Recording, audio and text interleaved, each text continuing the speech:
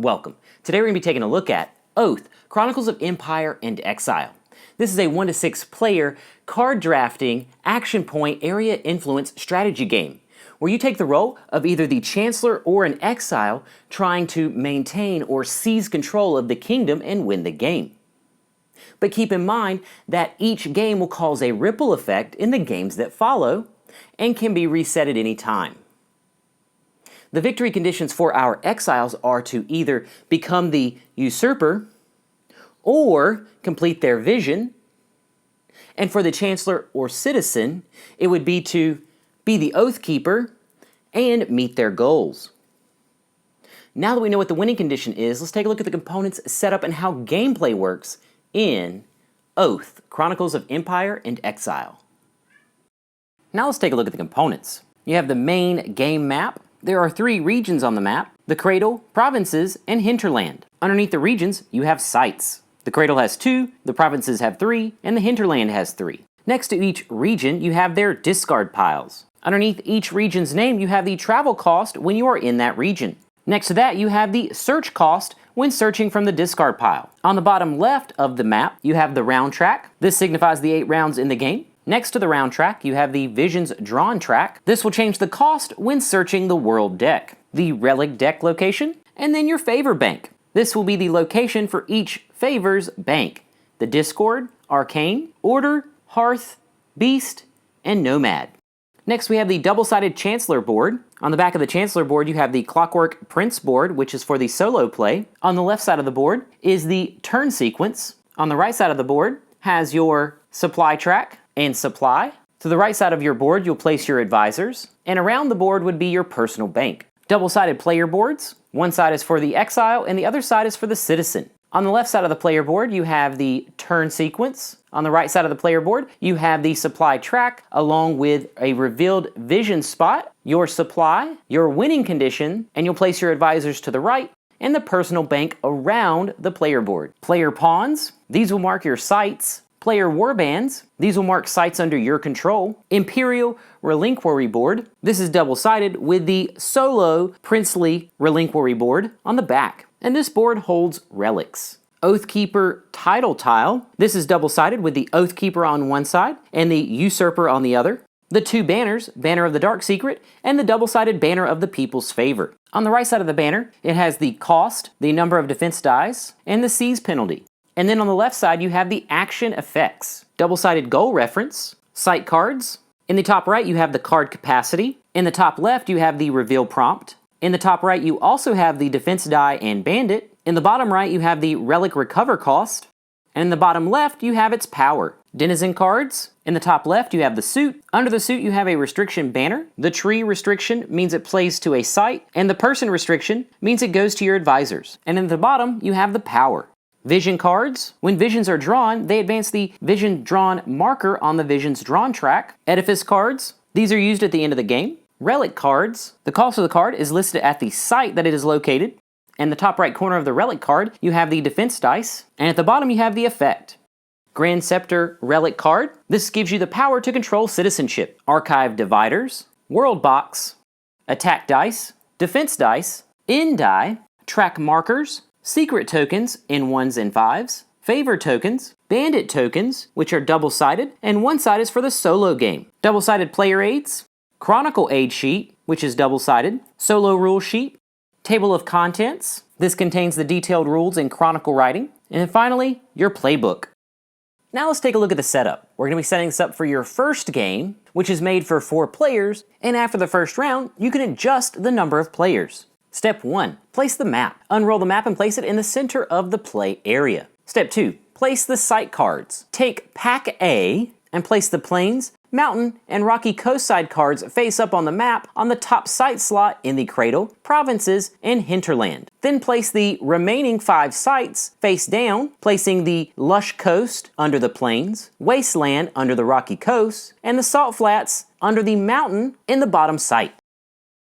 Step 3. Place the pawns. Place purple on the Plains site, red and blue pawns on the Mountain site, and yellow on the Rocky Coast site. Step 4. Place purple warbands. Place 2 warbands on the Plains, 1 on the Mountain, and 1 on the Rocky Coast. Step 5. Place track markers. place the round track marker on the first place on the round track and the Visions Drawn track marker on the first place on the Visions Drawn track. Step 6. Create the supply pool. Place the favor tokens, secret tokens, attack die, defense die, end die, the Oathkeeper of Supremacy tile with rules the most sites, banners of People's Favor with the intact banner up, and banner of the Darkest Secret next to the map. This will be called your shared bank. Then you'll place one favor on the People's Favor banner and one secret on the Darkest Secret banner.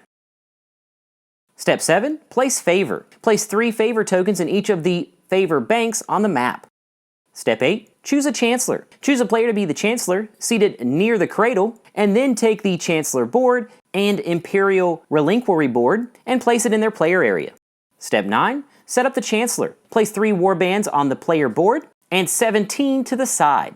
Get 2 favor and 1 secret and place it on the player board. Place the supply marker on the leftmost space on the supply track and place the Oathkeeper title over the Chancellor name on the player board. Step 10. Place Exile player boards. Place the Exile player boards going clockwise, red, blue, then yellow. Step 11. Set up Exile boards. For each Exile, place 3 warbands on the player board and the rest next to the board.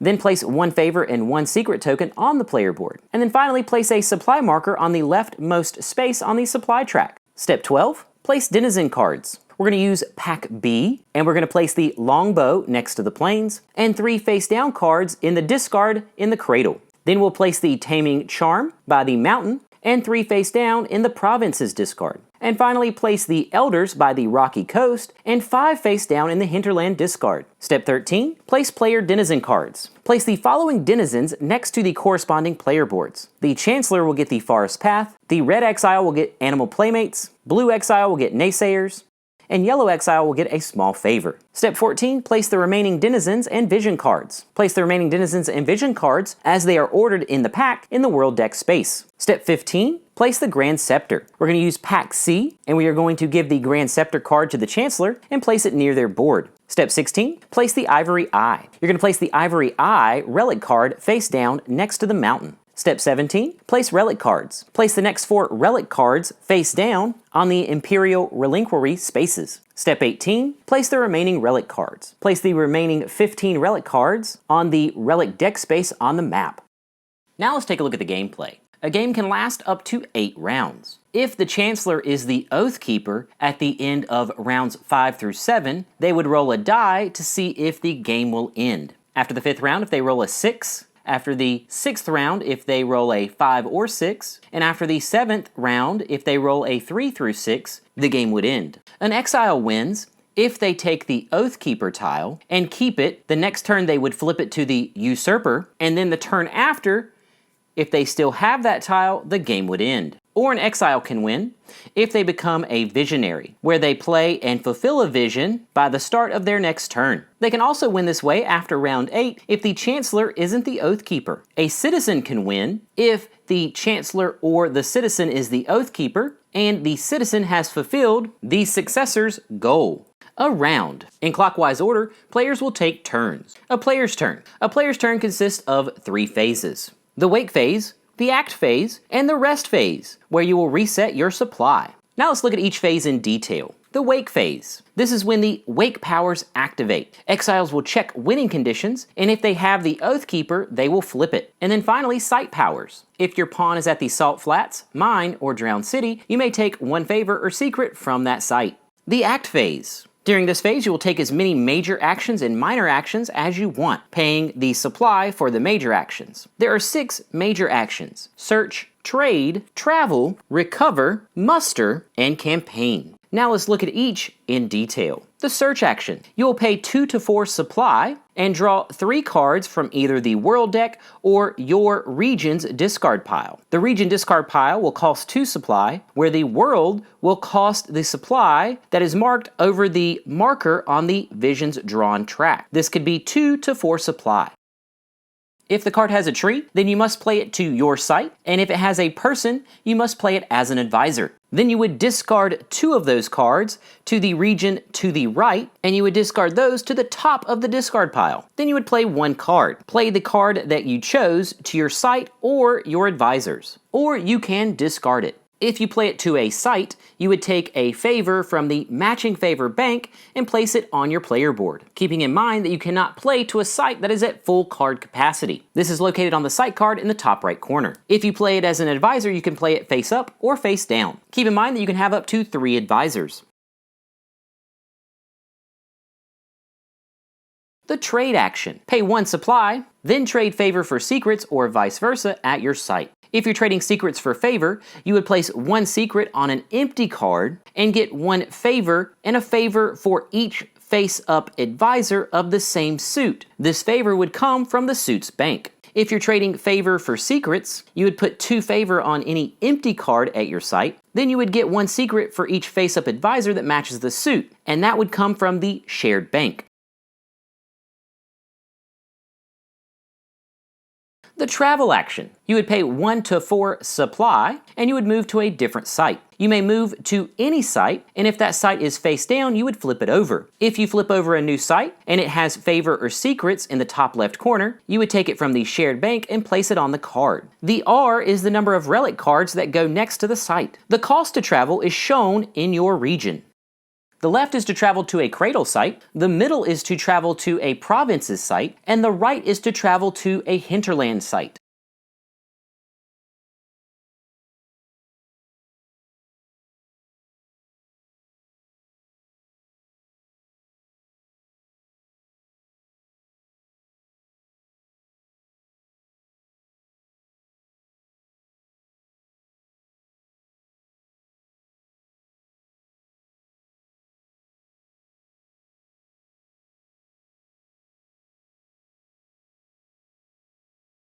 The recover action. You would pay 1 supply and recover a face-down relic card at your site or any that you have at least 1 banner. Then you would pay the cost on the site's bottom right corner and then put the relic near your player board. Using this action, you can also recover banners. To recover the people's favor, you would have to put more favor on the banner than is already located on it. Then you would put the old favor back in favor banks, 1 by 1. So you could start at any suit and then move to the right and then wrap around if needed. And the Dark Secrets banner would require you to put more secrets on it than is already. Then you would take one of the old secrets that was on it and give the rest to the player who used to hold this banner.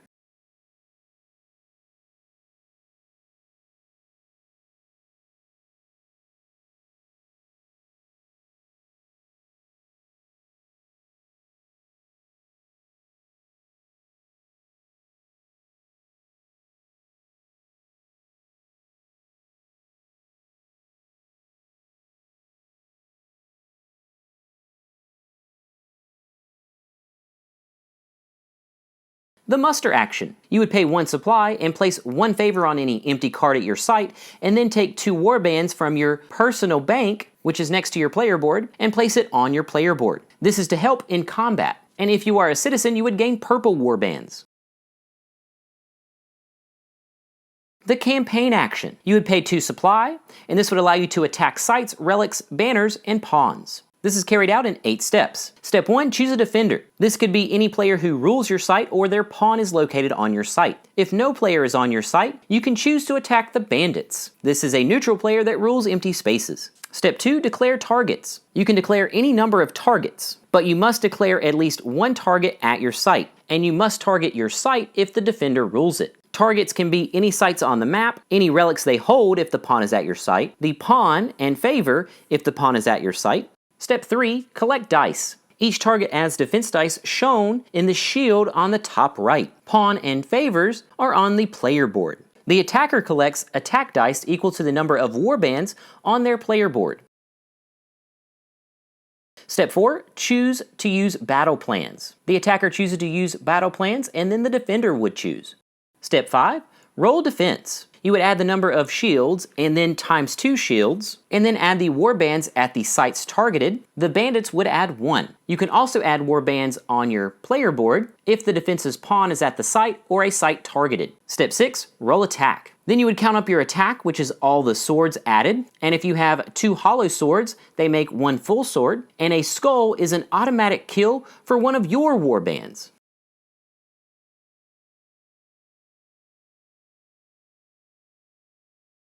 Then you can add a number of warbands from your player board needed to defeat your enemy if you can, or if you want. Step 7. Compare and resolve. The attacker must have a higher number than the defender. If victorious, you would kill half of the warbands that added to the defense, place any number of your warbands on the targeted sites, take the targeted relics. If targeting the opponent in favor, you would make them move to a site of your choice and burn half of their favor rounded down to the shared bank. If the attacker lost, half of their warbands on their player board are killed, rounded down. And then step 8, resolve any battle plans.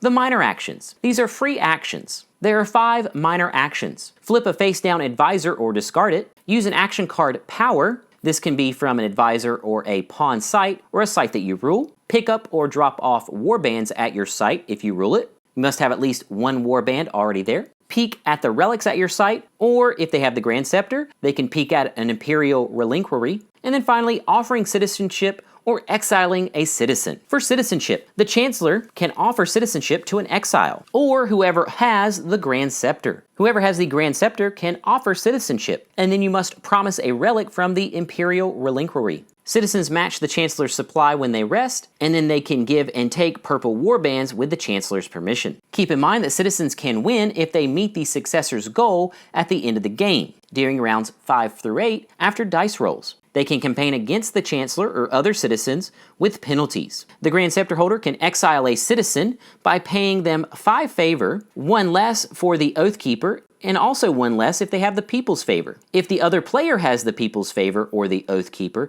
they would pay 1 more. A citizen can exile themselves if they pay the Scepter holder's favor, which is the total number of secrets plus warbands on that citizen's board. Phase 3. The rest phase. Favor tokens on cards return to the bank of that suit. Secret tokens go to your board. Then you would refresh your supply and number of spaces equal to the number of warbands next to your player board. If you had any saved from that player's turn, you would add that number to your supply now. Sites with no warbands are ruled by bandits. Bandits add 1 defense per token, plus they use any free battle plans. A battle plan. They help break rules in battles with the campaign icon. You can only use it if you rule that site, and you can pay the cost even if it isn't empty. Paying for a defense plan goes back to the favors bank, and you would flip secrets face down on your board until your next rest phase. Conspiracy is a false vision that anyone can play. The site powers for each site are a unique power located in the bottom left corner. Players' turns will continue